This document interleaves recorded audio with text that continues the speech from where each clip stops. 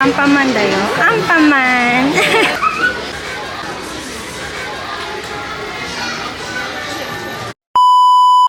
So for today's video, samahan niyo ako sa Ampaman Children's Museum. At alam niyo ba na dito sa Japan, may sikat na Japanese character na si Ampaman na gawa ng curator na si Takashi Yanase. And yung children book nga nila was released noong late 1970s. At naging sobrang popular siya sa Japan dahil sa mga heroic adventures at cute na appearance nila. At dahil nga naging successful ang Ampaman, naisipan din nila magtayo ng isang museum kung saan pwedeng ma-experience ng mga bata and families yung mundo ni Ampaman. Hindi lang to pambata ha, meron din sila mga display ng memorabilia, exhibits, playgrounds, restaurant, and also napansin ko meron din sila ditong design factory ng mga t-shirt.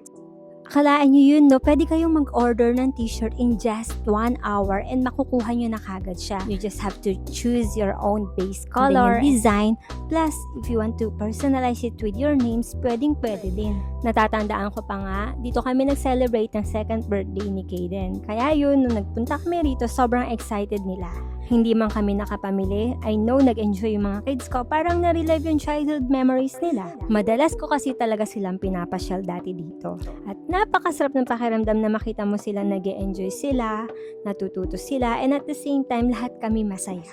Every moment spent with them, whether it's a simple playtime or a fun adventure, it helps me reconnect with the joy and innocence of being a kid.